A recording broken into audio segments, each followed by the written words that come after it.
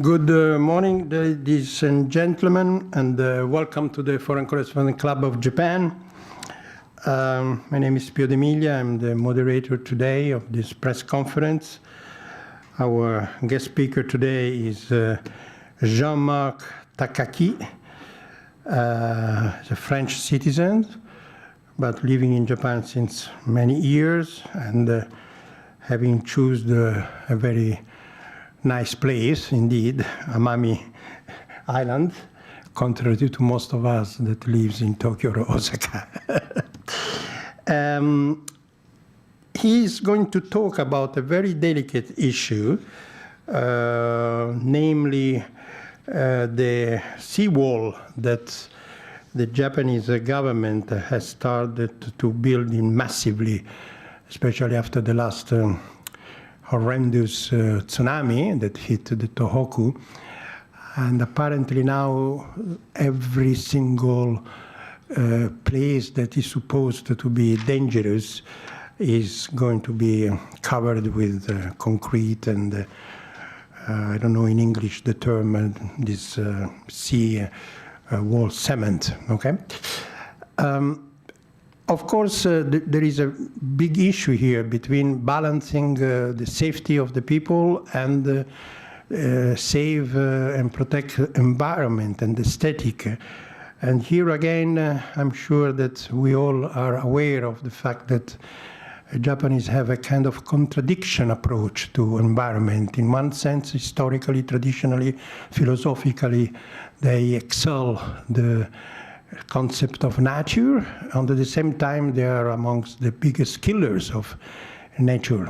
A short trip in rural Japan or in the mountains will still see aluminium, plastic, strange things that in other countries are totally forbidden. Now, same thing are for the beaches. Some people say that in Japan there are no nice and beautiful beaches like other parts of the world. It's not true. There are a lot of beautiful beaches, but the approach to the sea life, swimming, sun tanning, enjoying the sea is totally different from what most of us foreigners have. Notwithstanding, there is still the issue of covering these beautiful places with concrete. And it doesn't seem that this constitutes a problem for the Japanese. And the proof is that today we don't have any Japanese TV, for example. I would suppose that they should be interested in covering such an issue, but unfortunately we don't.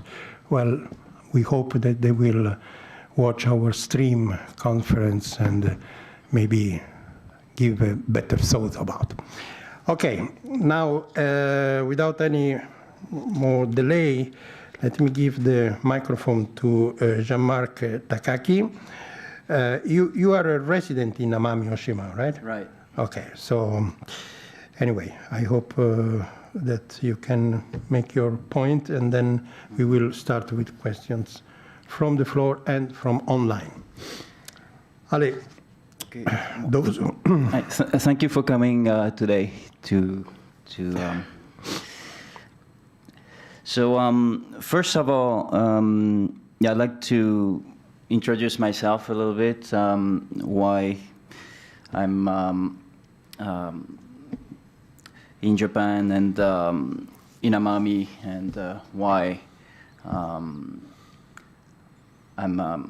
militating for saving probably what is the last natural beach hamlet in Japan. So here you have a bay. Normally when you have a bay in Japan, you normally have a seawall. Well, you have at least a harbor, like an oversized harbor. Some form of tetrapods. You don't have a river that's meandering on the beach. Usually the river goes straight because it's embanked in concrete. So that's extremely rare. You don't see this in Japan. I've never found a place like this anywhere in Japan. and I searched a lot actually with Google Earth and also traveling through Japan. So I'll just introduce myself. Why? One of the reasons I'm doing this, people sometimes say, well, you're not from Japan originally, so why do you even care? You're not even from the island of Amami, so why do you even care? But I've been, my mother is Japanese, my dad is French, and I've been coming to Japan ever since I'm a little kid. And I really loved Japan. I really fell in love with Japan. I used to come every summer. And this is what for me, this is what Japan was. Beautiful gardens, beautiful ponds, ponds that have fish, frogs, snakes, the sound of insects. This was the contrast between, for me, France and Japan, where everything in France, the gardens look so maintained, they look really sterile. Well, in Japan, there was this balance. They knew how to balance nature, reproduce nature in the gardens, just even the size of the rocks, the placement of the rocks. It felt really natural and harmonious. So that's probably why I really fell in love with Japan. This is when I was a kid in the 80s. There still used to be some really nice beach. This is actually, one is in Kagoshima. You can see there's a dune and you don't see any concrete. And the other one is in Karatsu, in north of Kyushu, near Fukuoka. And yeah, so these are the kind of place that I used to go to. My grandfather and my uncles used to take me to those places. So I really enjoyed every year going to these places. But what I discovered later in my life is these are the kind of things that happen. The shock of experiencing the place that you grew up loving when you were a kid, and one day you come and this is what you see. That lump of concrete over there was where I'm sitting here on the beach. Many years later, there was a landfill, like where you see the surfers standing, that's land reclamation. And then you have a wall that covers the beach, and what's left is just, there's no trace of a beach anymore. All you see is big pebbles. And some surfers from my generation that I talk to, they don't understand why I even care about these issues. And sometimes they tell me, well, that's probably because you're a foreigner, so you don't like when people stay idle and don't do anything right. That's why you raise your voice. But I thought, not at all. I love Japan, and I've experienced the destruction of these places, and that's why I talk about these things. And the thing is, many people who criticize me for speaking out about these things haven't experienced themselves this kind of destruction. Even people from my generation that I talked to didn't know that this beach actually had a beach. They can't imagine this place had a beach in the past. So this is how the beach looks like now. This is a place called Tategami. You see this, the beach is basically covered in concrete. This is another place I used to go to when I was a kid named Takahama. And Takahama already had a little stair seawall probably built in the 50s or 60s. But there still was a nice beach. One day they decided around the year 2000 to create a little park on top of the beach, and this is what happened. They basically covered the beach with these big concrete stairs. And And I think this was this kind of thing starting happening around the year 2000 after there was some amendment to the Coastal Act. Well, it's not exactly called the Coastal Act, but it's something like this. There was an amendment that things would be made in harmony with nature. Any public work project would make things more harmonious. So I think that was used to create parks on top of beaches, make these kind of things, and then bring sand. The problem is when you bring sand on a beach, when there's waves, it just gets washed away because the beach cannot change position unless the entire bathymetry, underwater bathymetry changes as well, all the way to the depth far away. So this is how the beach looks like today. There's not much left. And this is the kind of signs you have in the village. That it's dangerous, so please don't go. And it is actually dangerous. And when I talk to people in the village, in this kind of village, they often say, "Oh, but you know, it used not to be like this. There used to be a nice beach in the past." And they like to tell that to people because nobody can really imagine what this place used to be like. This is in 2021. This is in Nichinan coast in Miyazaki. And this was one of the last pristine beach near Kojima, Monkey Island. And there's actually no village here. There's a forest in the back. So nobody really knows what these tetrapods are for. Obviously, there was an official reason for putting them there. And this is also like a nesting spot, a spawning spot for sea turtles. So now kids, when they play here, they usually climb on these tetrapods. So there's signs that says, "Please don't climb.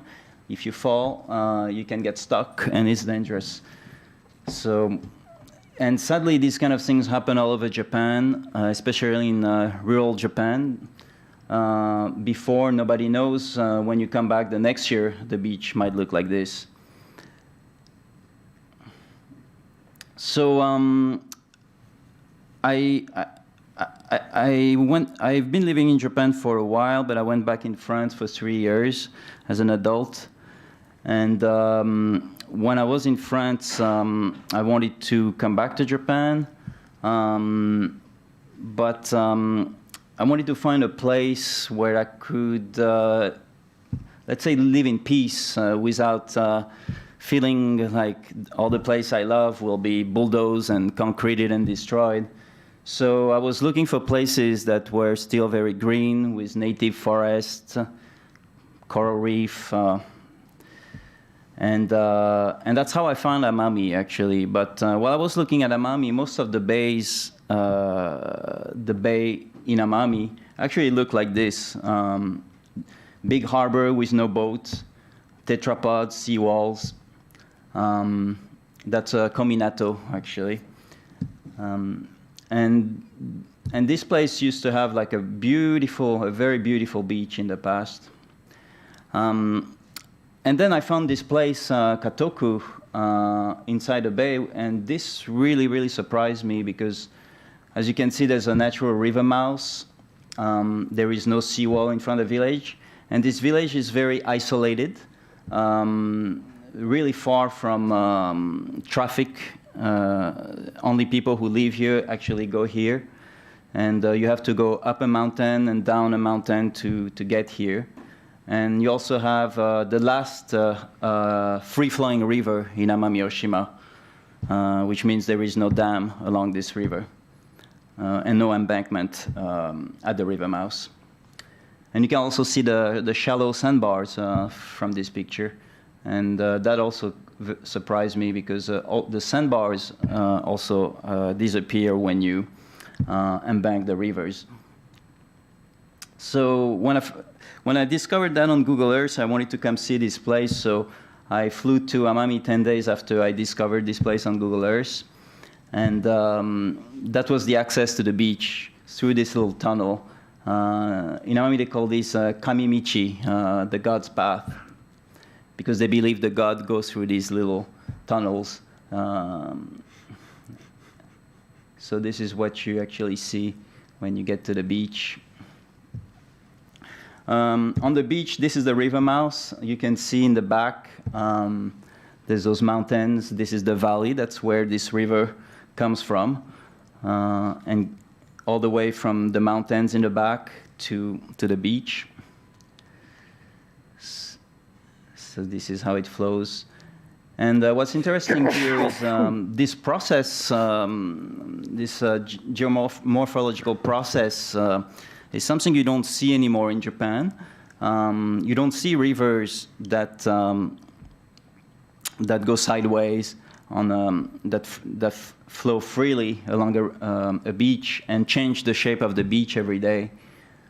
So when you experience this kind of place, you realize a beach is very much alive and always changing. This is the same place in the winter. What happened is the beach, the river can flow all the way from one side of the beach to the other side of the beach. It can cross the entire beach this way. And that's a very important process for rebalancing the sand during the winter. It's important for the typhoon season because this is what helps the beach grow and also the sandbars to form offshore underwater. So it really protects the dune and the village. So this is Katoku actually in the summer. Even in the summer, in the absence of waves, the river still keeps flowing sideways. And on the dune, this is something you don't see much anymore in Japan. You have morning glories on the beach and Pandanus trees. So we put those signs because in Japan, there is no policy to protect the dunes. People walk on the vegetation. In some countries, you get fined for walking on the vegetation, on the dune. For instance, in France, that's the case. Usually have fences at the entrance of a beach so people don't walk on the vegetation. So Katoku is very special also because it has this pristine forest and beautiful river, and it has actually 5 beautiful waterfalls before the river gets to the beach. And the water here is so pure, you can actually drink it straight from the river. And Katoku has also an amazing biodiversity. There's over 400 species of shellfish. It's the only beach in Japan where a giant leatherback was seen spawning actually in 2002. And you see a lot of black rabbits, which is like an endemic species of rabbit that it's a living fossil. You can find it sometimes in China, but only as a fossil. And there's lots of them in Katoku. And you also have some unique species of shrimps that only exist in Katoku that were discovered a few years ago. So this was the leatherback of 2002. Actually, the leatherback, the West Pacific subpopulation is classified as critically endangered by the IUCN. So the next stage is extinct from the wild. So that alone should have been big news, especially if they are to build a seawall on a beach where the only beach in Japan where a leatherback actually came to spawn. That's actually something that should have been quite controversial. But sadly, this fact was hidden also from a lot of the talks during the committees, the prefecture, and some of the NPOs that are supposed to actually do nature conservation don't mention these facts. due to pressure and funding also. A lot of NPOs in Japan sadly are funded by the prefecture itself instead of private donations. So these are some of the crab species that were identified by the Nature Conservation Society of Japan. Those are also endangered. Some of them are really rare, like the F type. It's a tiny little crab that swims, move like a UFO. And there used to be a lot of them, but now they're very rare. But you see them sometimes in Katoku, in the river mouth. You see a lot of these frogs also in Katoku. And they're extremely sensitive. They need really clean water to survive. That's why they're so rare. So a place like Katoku is low road traffic. They can survive. This is a black rabbit next to a construction site. This is a construction site for the seawall, where they're molding concrete blocks. And actually, there's a lot of them in the construction site. And this is the current seawall that's planned. It's like a 3D rendition. It's about 6.5 meter. Original plan was 530 meters. It was reduced to 180 meters, but that's a major section of the beach.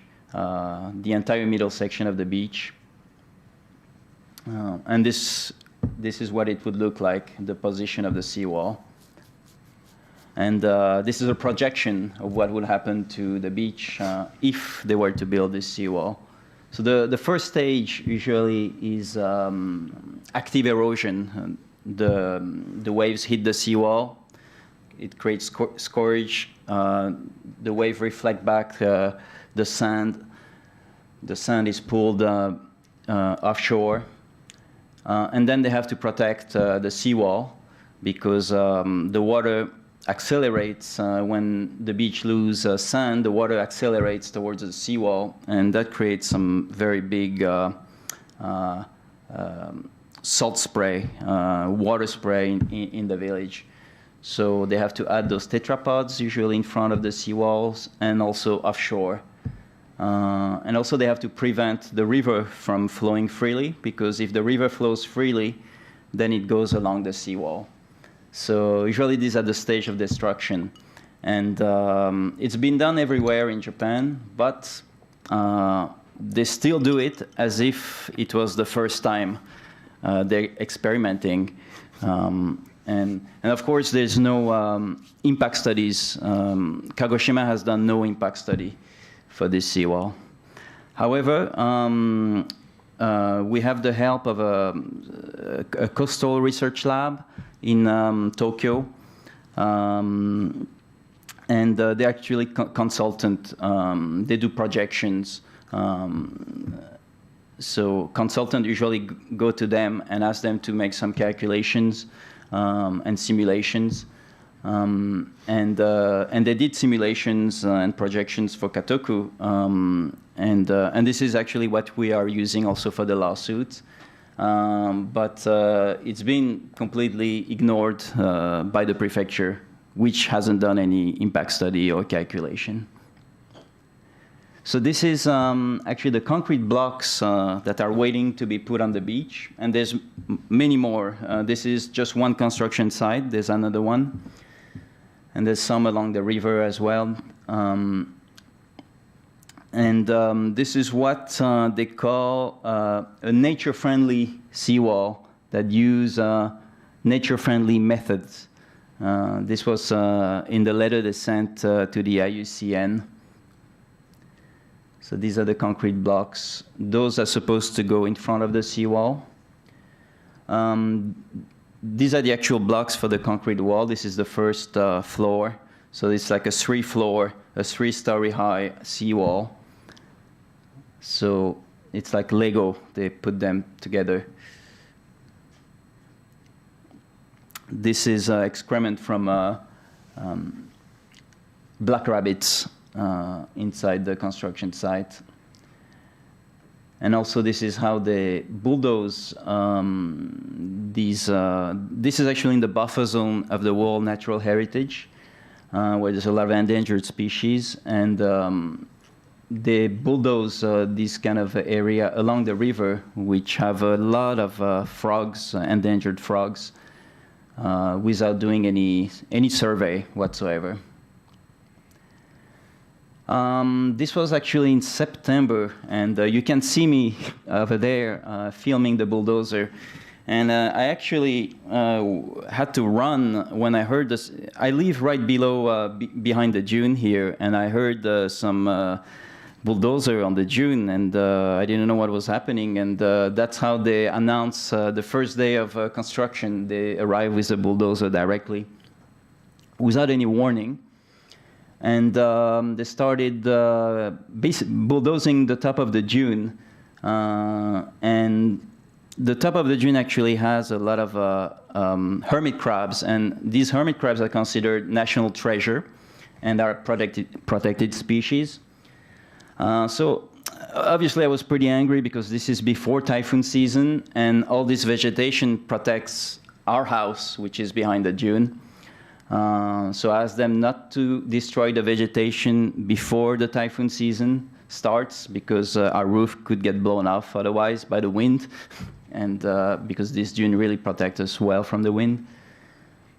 So, yeah, so I called the prefecture and asked them, how come you're using a bulldozer on the dune from the start? And they told me, well, this is not construction, this is preparation for the construction. That was their answer, basically. Anyway, the next day, they continued, and they eventually leveled the top of the dune, a section of the dune. So the Cominato place I was showing earlier, this is how it used to be in 1945, and this is the way it looks now. The beach was very similar to Katoku. There was a free-flowing river. They made a seawall, and the river started flowing along the seawall and washed out the sand. Then they made a harbor, and then they had to add some tetrapods. So this is how the river used to be like, big white beach with a nice dune and nice vegetation. And this is the way it looks now. Water hits the seawall, splashes, and you have those rows of tetrapods outside. And this is the way it looks like below. And that's how people used to gather on these beaches in the past. And also Amami had this culture of the sabani, those boats, those fishing boats they used to put on the beach. And during the typhoons, they used to pull them up the dune with a rope, but obviously now that's not possible, because once you have a seawall, you cannot pull these boats. So that also kills the traditions, and the craftsmanship just disappears.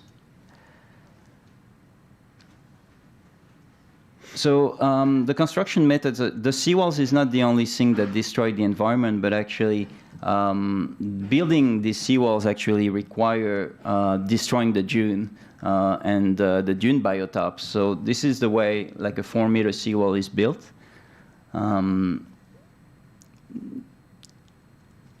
So you can see here the back dune has to be destroyed.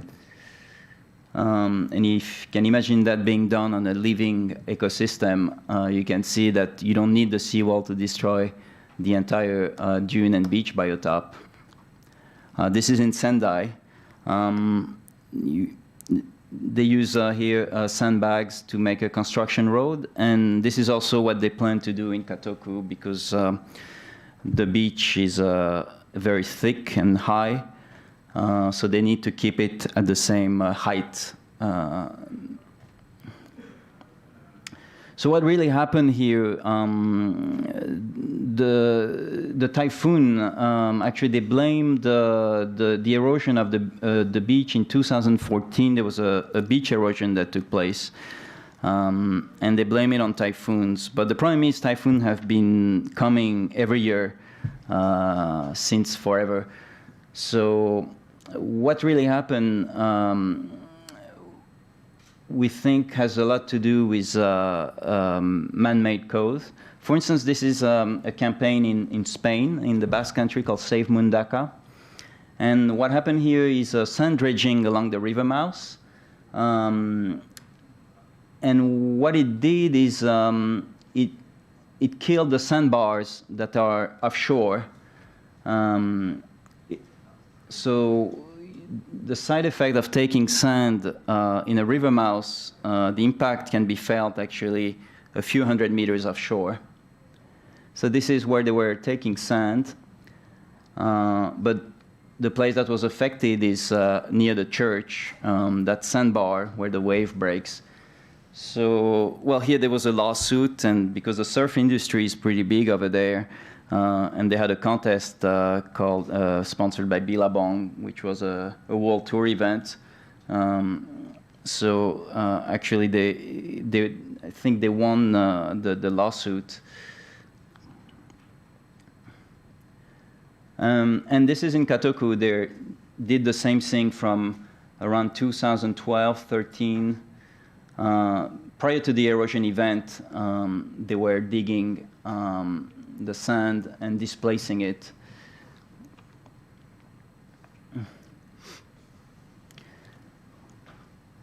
So this is what happened by displacing, while the river was supposed to be going straight parallel to the beach, they actually covered the channel and made it go straight. So that has a big impact on the way the sand gets distributed, and that can create the thinning of the beach. So you can see here when the river goes sideways, what happens is the beach starts to extend because the sand is the sand that's eroded from the middle of the beach actually goes back to the ocean, and it makes the beach grow seaward. Another issue we have in Amami is sand dredging offshore. So that's a little bit the irony is that they take sand offshore, they do sand dredging offshore to make concrete with the sand, because most of these concrete blocks are made up of 85% sand. So they take the sand, which also causes the thinning of all the beaches around Amami Yoshima, and then they replace them with the concrete that's causing the concrete they're making with the sand, and that process is causing the erosion. The erosion that they use as a pretext to concrete the beach. So the state party, Japan, but in this case it was more Kagoshima, and specifically some people in Kagoshima who wrote this letter to the IUCN, and there were a lot of lies of omission and commission. So so lies of omissions obviously is when you explain something but you don't actually say everything, and lies of commission are blatant lies, basically. So one of the things that the IUCN really wanted to do is they inscribed the Katoku beach in the buffer zone of the World Natural Heritage, and they want to protect especially the Katoku River. So they were very worried about this seawall project because they felt it could have an impact on the river. However, the prefecture, because they already had started molding those blocks of concrete, so they really want to finish the project. So they had to justify that this seawall was necessary, and also that it had no impact whatsoever on the river. So for that, they had to say that the seawall was to be built on land area, whatever that means. That means it's not on the beach, but more so behind the dune or on top of the dune. And therefore, it would have no impact on the Katoku River. But the problem is, it's not really on land. That's the actual position of the seawall. This was during a court hearing on the beach when the tribunal came on the beach. Unfortunately, the tribunal has changed, so the new tribunal doesn't know anything about the beach. They haven't visited the beach.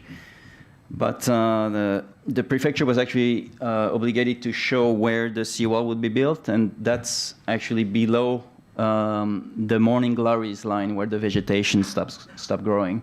So that's not on land, it's not on the dune, it's really below the dune. That's actually, that red line is where it would be positioned. And just below the dune, sometimes the river flows below the dune. So the impact of the wall on the river would actually be pretty big. And the impact of the river, of course, the interaction of the river with the wall would be pretty serious. Probably it would erode the sand from the bottom of the seawall and expose the structure of the seawall. So that would have a huge impact, of course, on the biodiversity, because these animals depend on the sand.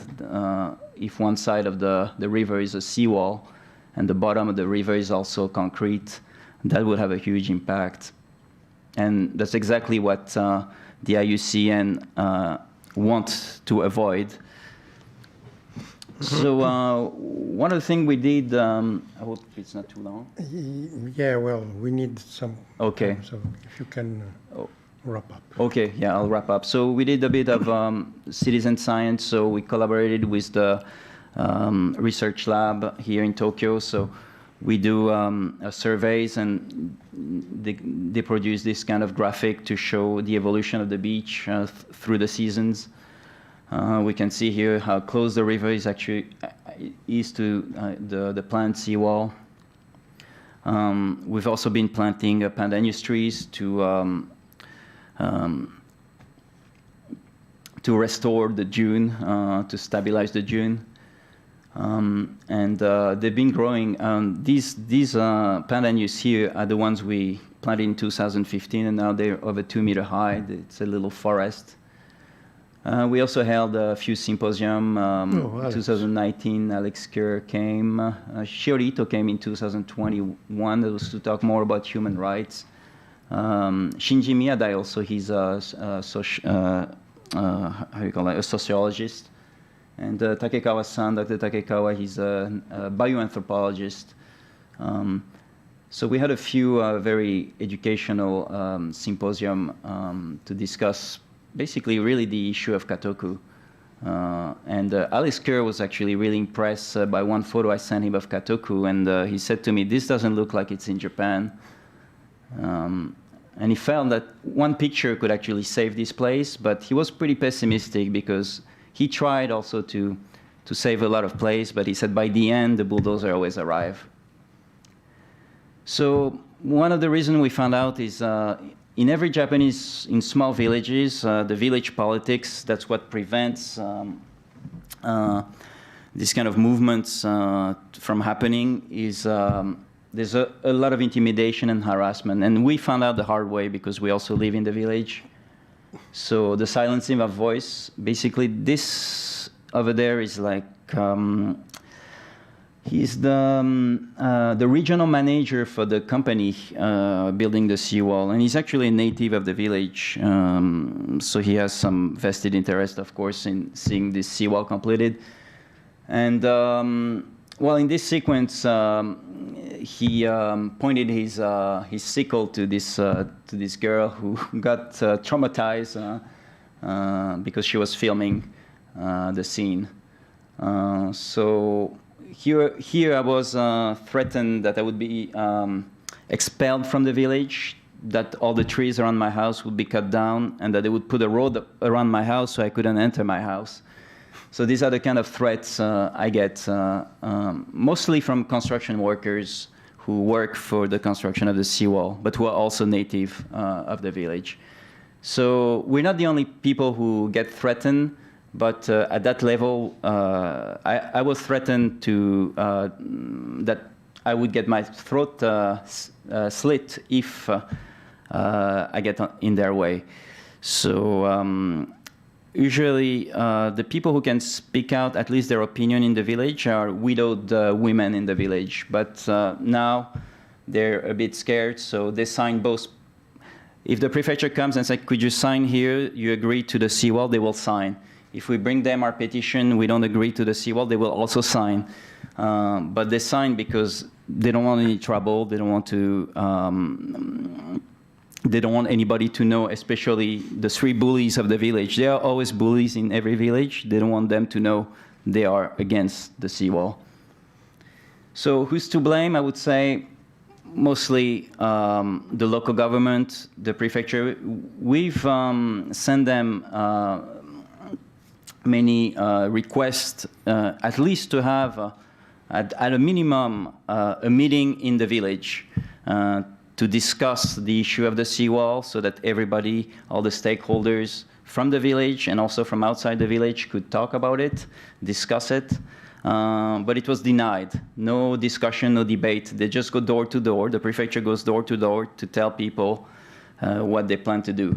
So there is no debate. So another issue is, of course, the lack of integrated coastal management in Japan. The problem is you have the prefecture, the local government, then you have the various stakeholders, the fishery, all kind of different stakeholders that have different interests. So there's no integrated management. We are really running out. Okay. I mean, there are questions, I think. All right. You have this as a PowerPoint? Yeah.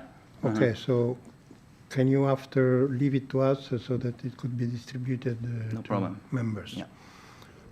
Okay, sorry, but I'm sure you can finish by answering some questions. Sure.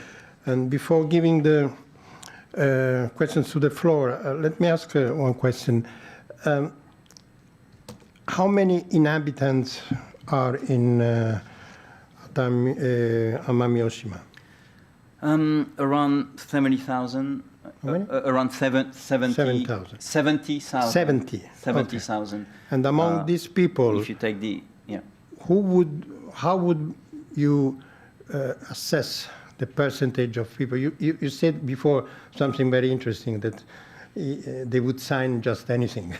But if you can provide us an average estimation of the percentage of people who are definitely against, who are definitely in favor, how would you do it?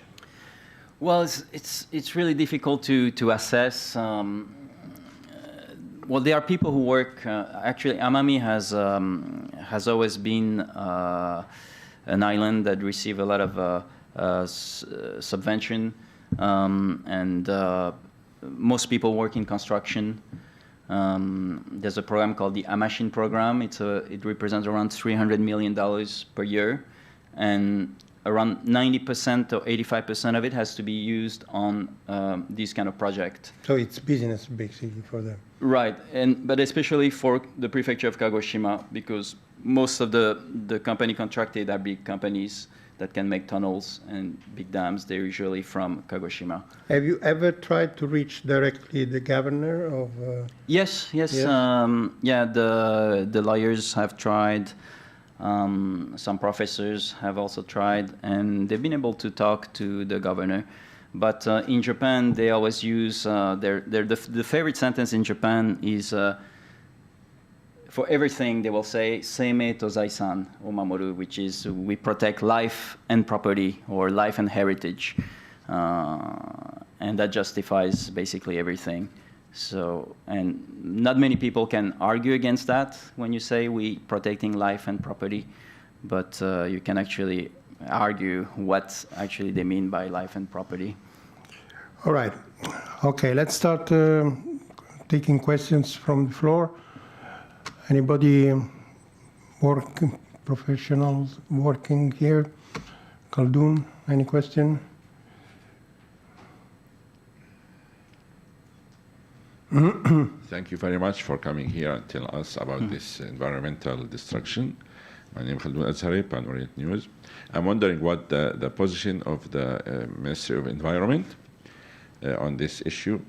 And also now there's a lot of talk about these South Islands for the sake of anti-China movement. So do you think this has some impact on the environmental issue, because they might be bases for the for the Japanese forces on the island? Thank you. Actually, yeah, that's a good question. Actually, in the picture I showed earlier, you saw the valley of Katoku. And very few people know that in Japan. They know about some of the bays that are being built in Ishigaki, in Henoko, but they're building one of the biggest bays in the Ryukyu Islands, in actually above Katoku. So actually, I think it's about 35 acres, but it's going to grow to around over 100 acres. And they're building ammunition tunnels also. There's about 5 ammunition tunnels right now. They built already 3. There's 2 more to go. And the Japanese forces. Japanese force. But they also get trained by the U.S. Army because they have a missile defense system they're installing actually above Katoku, from what I heard. So they're being trained for launching those missiles. So some people speculate that Katoku, which is a bay with no harbor, would eventually be used to create a military harbor. And that's why they want to depopulate the village, make sure that the beach disappears and nobody comes anymore for recreational purposes. But the problem is it's part of the World Natural Heritage Buffer Zone, so I'm not sure how that's going to happen. And there's still people living in the village. They will have to wait another 20 years before everybody dies, probably. When you say buffer zone, is there a scheduled period where it will be officially recognized or not? Yeah, so the buffer zone of the World Heritage is... there's the World Natural Heritage Property. Yes. And there's also what you call a buffer zone. Yes. Because, if you could build, like, let's say, a mall next to a World Heritage Property, there would be a problem, right? So you extend the World Heritage Property with a buffer zone where you cannot build anything that impact the integrity of the World Heritage. Katoku is officially in this list. Yeah, it's in the zone. Mm-hmm. Okay. Another question from the floor here? Dozo. Please state your name and affiliation. My name is Andre Zimmermann. I'm the president from the Swiss Chamber of Commerce and Industry here in Japan. I've been living here for about 35 years. And I'm always very much concerned about issues like this, or basically not understanding the beauty and the value of it. In Japan, I think you have only one real enemy, and that's, of course, vested interests and money. Mm-hmm. So the concrete lobby, ASO, etc., is extremely strong in this. So, of course, you're fighting against windmills, in my opinion, sadly so. But here also, as a typical case, I think it's also very important, the naming and shaming. You mentioned very often the word they. Right. You should really give them a name. Who is doing what? Who is saying what? Who stands where? And with this, I think people are going to be a little bit more embarrassed and maybe a little bit more careful. Maybe you can think about that as well. Thank you. Yeah, thank you. Actually, that's also something I believe strongly. In Japan, it's hard to see change happening unless someone's reputation is at stake. That's usually when people have to go into damage control mode, and things start to change a little bit. So we also have these kind of ideas in mind, but we haven't used them yet. But we might. Yeah. It's late already. True. True. All right. Any other question? Dozo. そうですね。Hi, my name is Makiko Segawa. I'm a freelance independent journalist and currently working for Daily Shincho. So you told me, did you submit a letter to the, the third party, uni? How do you say, the institution just supposed to investigate? Because the buffer zone is a place that investigation should be taken place by UNESCO. Yeah, the IUCN. Yeah, UNCN. Did you Right. get the reply? Sorry? Did you get any reply? Did you get any response? If so- Not yet. Actually, we did in 2018, I think it was. We got some official response, but at that time, Katoku wasn't yet part of the buffer zone, and we didn't know there were negotiations taking place between the IUCN and the state party. And we found out a bit late, actually in June of 2021. So if we had known a little bit in advance, we could have, if we had known actually what the state party was telling the IUCN, we found out through the Freedom of Information Act, some of the lies that were sent to the IUCN to justify the seawall. So yeah, that's one of the regrets we didn't find out a bit earlier, but it's not too late. We're planning to not just write to the IUCN, but also to the UNESCO this time. So, sorry. So IUCN, are they aware that the human rights violation that you were blackmail? Well, Like the knife or I don't yeah, know, the problem is that's I don't think that's the IUCN responsibility. The IUCN is the Union for the Conservation of Nature, so these kind of issues are not. I don't think it's more so the UNESCO. Because the World Natural Heritage Convention, in it are embedded, human rights concepts,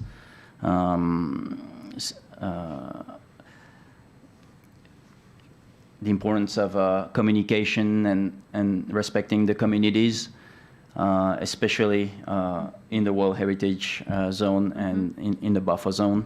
And making World Heritage, how to say, a part of the life of, giving World Heritage a function in the life of people in the community. That's one of the goals of the UNESCO, and obviously, that goal will never be achieved if they take away nature, right, from the community.